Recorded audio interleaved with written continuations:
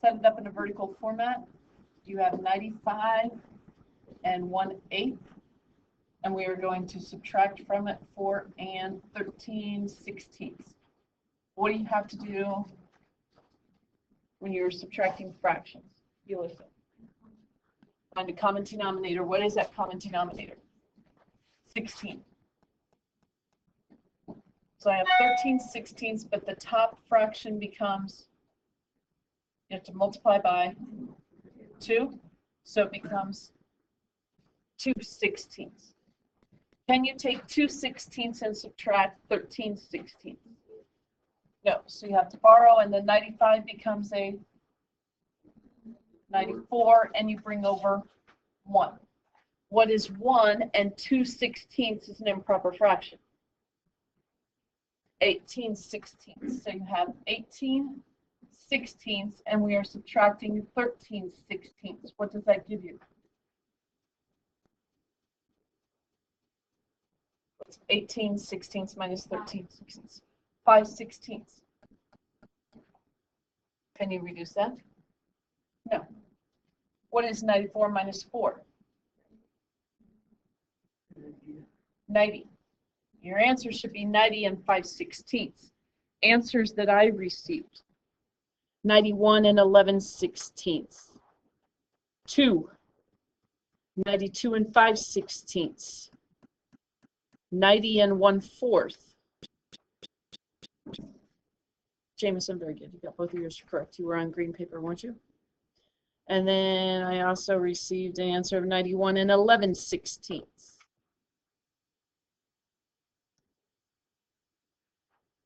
So I don't know where you're going wrong. Where are you going wrong?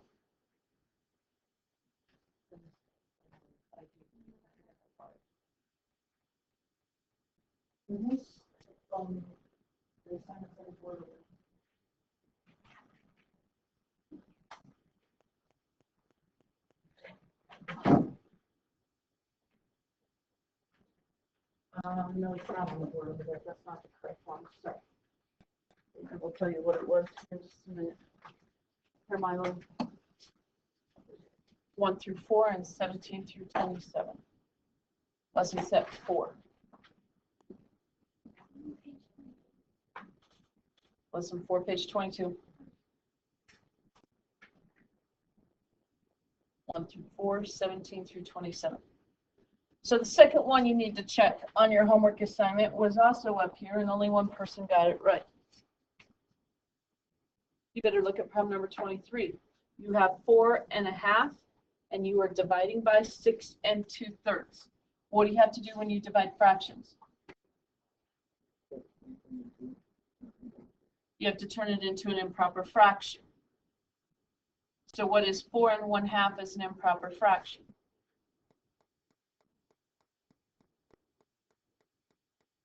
What's 4 1/2 as an improper fraction?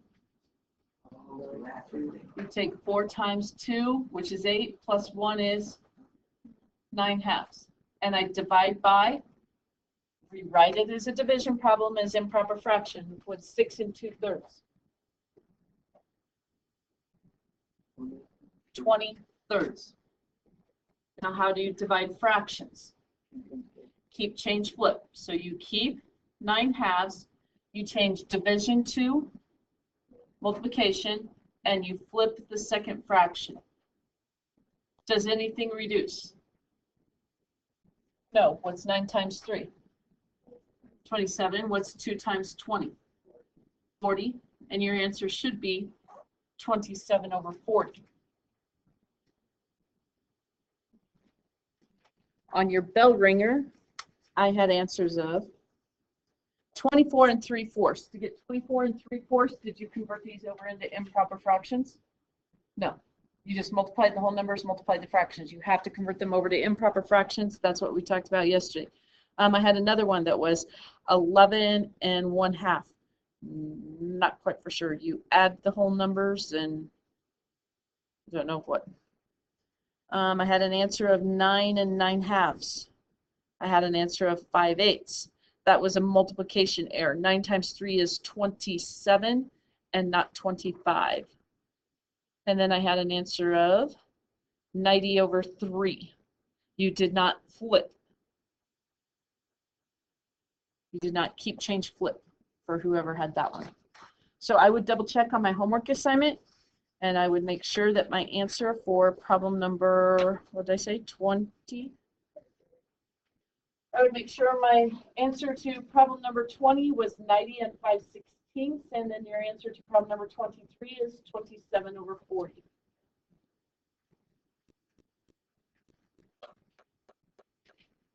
Jose, you said you had a question? Yeah, I had 3 questions. That was on the question there. What's your other question? 21, 24.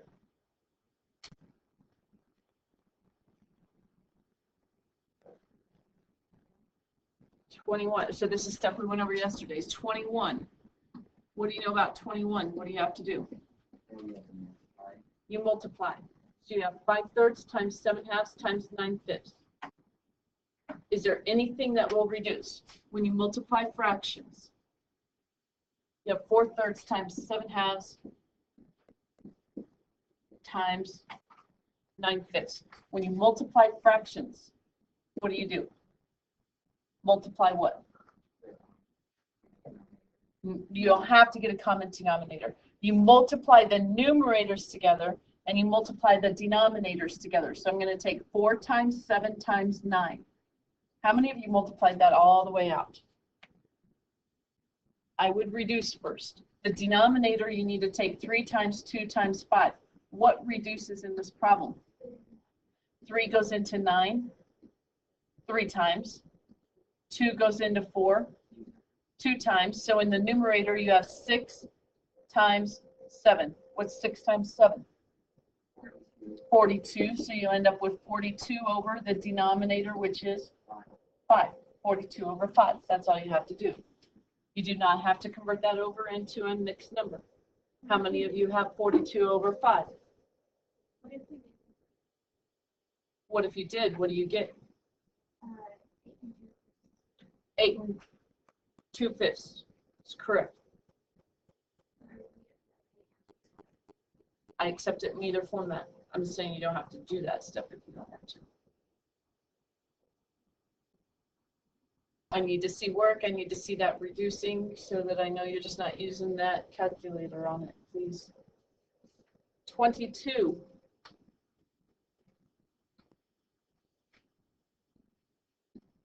Problem number 22 says you have 4 1/2 times 6 2/3.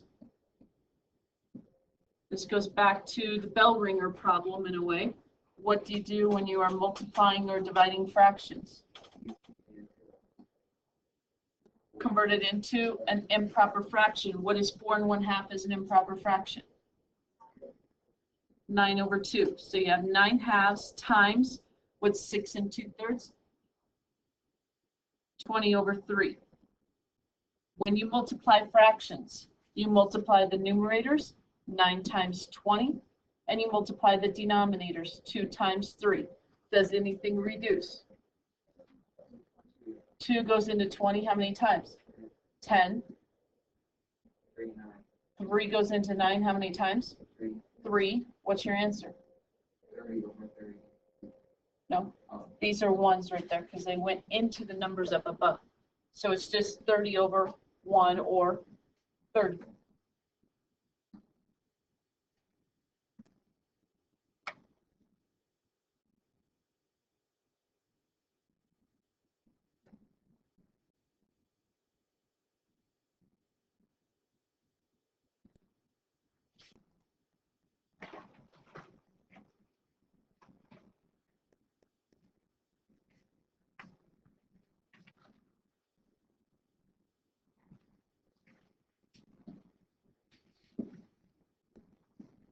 So you look at problem number 24. It says 14 2/3 over 3 1/4. What's a fraction bar mean? Divide. So this problem could be written this way. It is 14 2/3 divided by 3 and 1/4. Now it's like your bell ringer. So what did you do on your bell ringer for a division problem of mixed numbers? Improper fractions. What's 14 times 3? 42. 14 times 3 is 42. Then you add 2, which gives you, so you have 44 over 3. Remember, write it as a division problem first instead of trying to do 2 steps in your head. What is 3 and 1/4 is an improper fraction? 13 over 4. Can I reduce before I keep, change, flip? No. Do not reduce before you keep, change, flip. So to divide them, we're going to keep the first, change division to multiplication, and flip the second fraction. Take the reciprocal. So to solve, you're taking 44 times 4 over 3 times 13. Does 3 or 13 go into 4 or 44?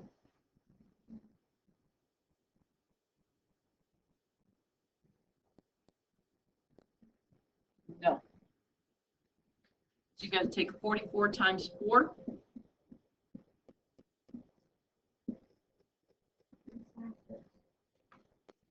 And you should have 176. What's 13 times 3?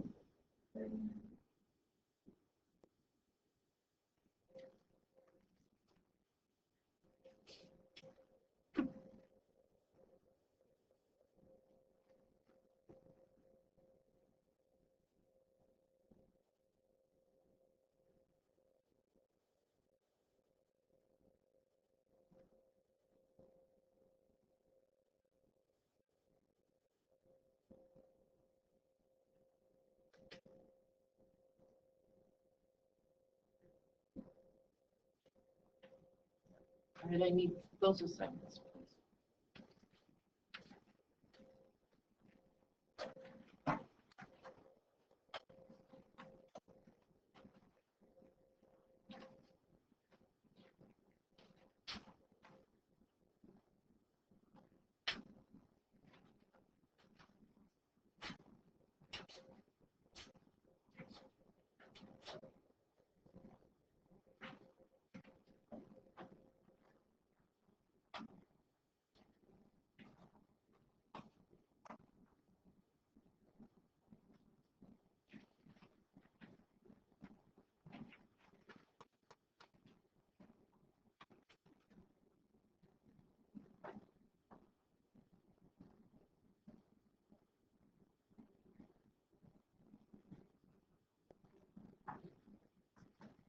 Oh, and I should have stopped my recording.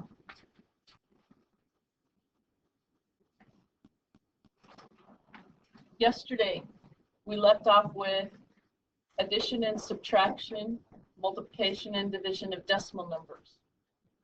So in order to add decimal numbers, what do you have to do? Line up the decimal point. To subtract, you line up the decimal point and bring it straight down in your answer. When you are multiplying, do you line up the decimal point? No. You just multiply your numbers and then you count how many digits are after the decimal point in both factors that you have. Factors are numbers you multiply together. And you're going to move your decimal point over that many places in your answer. So if we looked at, we did it 2 different ways, putting different factors on the top. And if we look at this second one, you still have 5 digits after the decimal point. So when you move it over 5 places, you have to add a 0. But it still gets you to that same answer as you had before. 0.06496, 6,496 hundred-thousandths. So then you had your assignment. But what we need to look at today is division of decimals. We have 6 and 39 thousandths, and I want to divide that by 300. What number goes underneath the division bracket, that symbol for division? Yep. we're going to take 6.039 and we want to divide that by 300. To divide, we want whole numbers. So you first need to make this is the divisor, the 300s is the divisor, the dividend is underneath the division symbol, and the answer to a division problem is called, do you know? Quotient. Product is the answer to multiplication problem. Answer to a division problem is called the quotient. So we need to make this divisor a whole number by moving the decimal point over 2 places, or taking it times 100. This is why you can do it. Remember, one way to show division is with a fraction symbol. That's the same thing. You can show division by a fraction symbol. What happens if I take the numerator times 100 and the denominator times 100? What are you multiplying by when you multiply by 100 over 100? 1. Do you change the value of the fraction when you multiply by 1? No. And if you were to do that, when you multiply by 100, how many places do you move the decimal point? Twice, to the right. So it becomes 603.9 over 3. That's the same problem. And that's what they're asking you. When you move it over 2 places here in the divisor, you have to move it over 2 places in the dividend, so you're only multiplying by 1. When you do that, your problem looks like this. 603 and 9/10 divided by 3. After you've done that, you divide your fractions, or you divide the decimal values. When you divide decimals, you bring your decimal point straight up. Does 3 go into 6? Twice, which is 6. Here's where some of you are going to mess up. Think about what your answer should be. 3 into 600. What's an approximation for your answer? How many times does 3 go into 600? 200 times, right? Here's where some of you are going to mess up. You're going to go 3 goes into 0. 0 times, and you're going to forget to put that 0 there. And you go, oh, okay, now bring down the next value, which is a 3, since it didn't go in there. 6 goes into 3 how many times? I mean, 3 goes into 3. I said 6. 3 goes into 3 one time, which is 3. Some of you are going to have a 21 there because you're going to forget to put that 0 down. So this gives you 0. Bring down your 9. 3 goes into 9 3 times, and it actually goes in there 201 and 3/10 times, 201.3 when you divide. And we know that 3 goes into 600 200 times. So that seems like a reasonable answer. Would 21 seem like a reasonable answer? No, because 21 times 3 is 63, not 603. So be careful of that. Question? I hope that's review. Divided decimals before, I do believe. All right. Something you've already had in science. Do you know all of your conversion values? What equivalencies you have? Just like we said, 100 over 100, what does that have a value of? 1. We can make it so those numbers are not the same, but it can still have a value of 1. For an example, if I take 12 inches over 1 foot, that's the same thing as 1. Because how many inches are in a foot? 12. Look at rulers. This is 12 inches. This is a foot. Are they the same thing? Yes. So if I reduce that fraction, if I were to multiply by that fraction has a value of 1, and I'm not changing the value of a fraction, right? Do you know another equivalency? Some of you might write it this way: 12 inches equals 1 foot, but since they are equal to each other, it's a fraction that's equal to 1. What's another one you may know? What's a conversion factor you may know? Do you know how many feet are in a mile?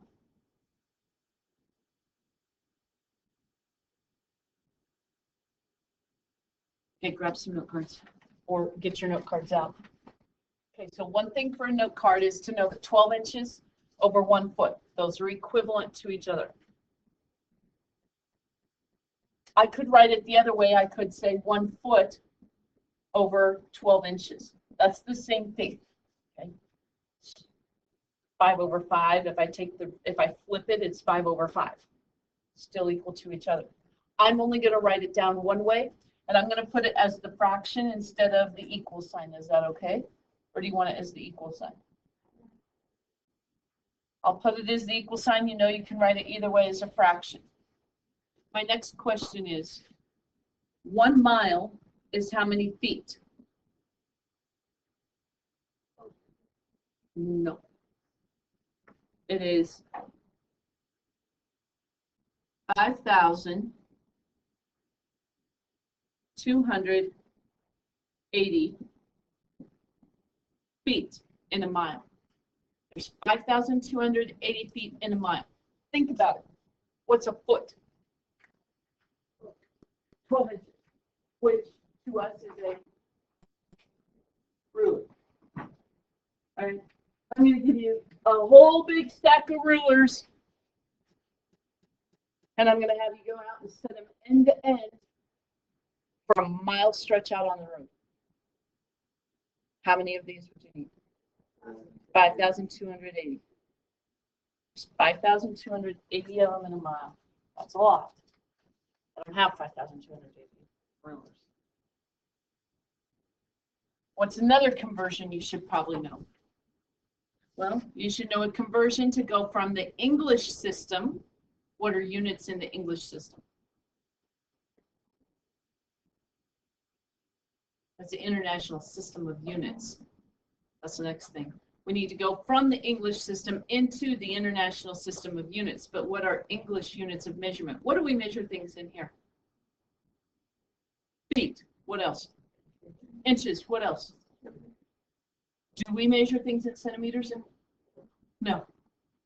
Not in the United States, we don't. Miles.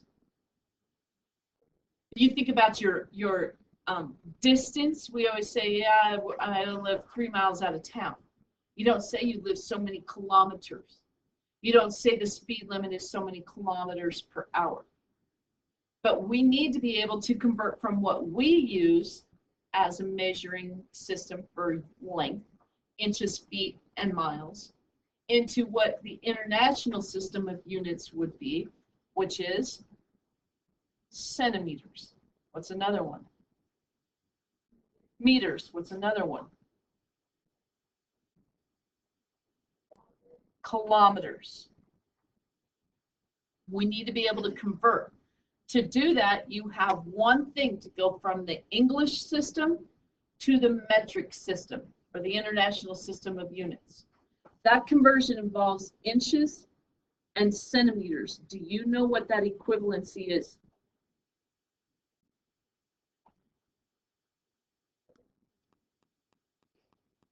One inch is the same thing as, and I'm probably going to run out of room here. It's the same thing as 2.54 centimeters. 1 inch is the same thing as 2.54 centimeters. So if you have something in miles and they want you to convert it over into meters, what's one thing you have to get into? This right here. You're going to have to go to inches so you can convert it over into centimeters, and then from centimeters go to meters. This is a key one. Anytime they have centimeters, meters, kilometers, and then they have inches, feet, miles, you have to get to this conversion factor right here.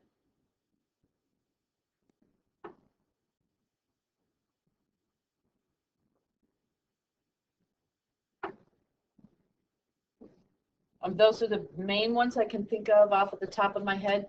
You might need to know how many centimeters are in a meter. Centi means what? In a century, how many years do you have? How many cents are in a dollar? 100. Centi, century. If you're thinking century as far as you can buy taekwondo stuff through a Century magazine. Century. Centi means 100. So there's 100 centimeters in 1 meter. Deci, deca, decade, decade is 10. So decimeter to a meter is 10. What if I talk about millimeters? Okay, go to centipede. A centipede has how many legs? 100, right? How many legs does a millipede have? 1,000. So there's 1,000 millimeters in 1 meter. Now, if you've ever looked at your, if you look at the International System of Units or the metric system, you have meters, then you have decimeters, then centimeters, then millimeters. Over here you have decameters, then you're going to have hectometers, and then you have kilometers. And you always look at it this way. If I tell you you have 1 kilometer and I want to know how many meters that is, you do this. How many places do you move? 1, 2, 3 places. There happens to be 1,000 meters in 1 kilometer.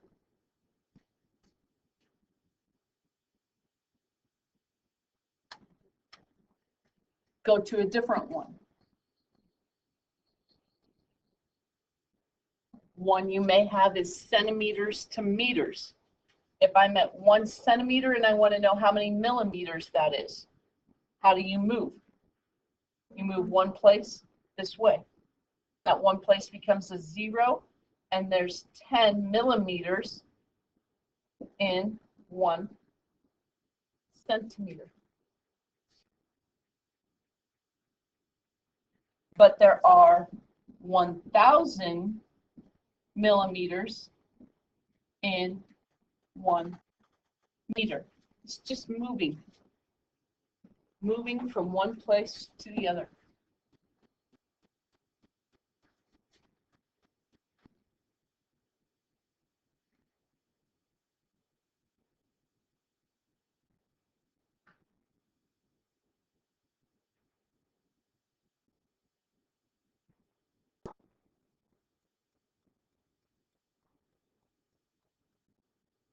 For tomorrow.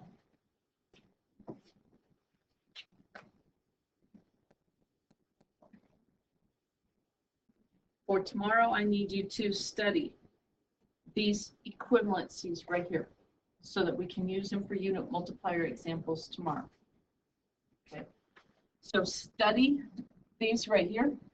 I want you to focus on knowing how many feet are in a mile, how many centimeters are in an inch.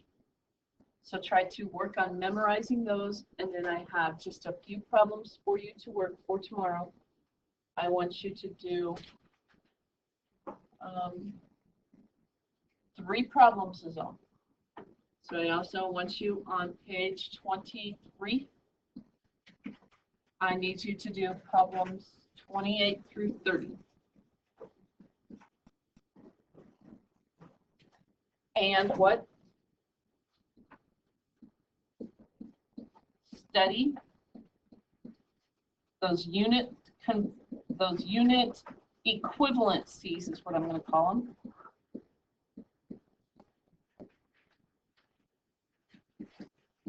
I think I spelled it right. Study those unit equivalencies. And 3 problems. Questions?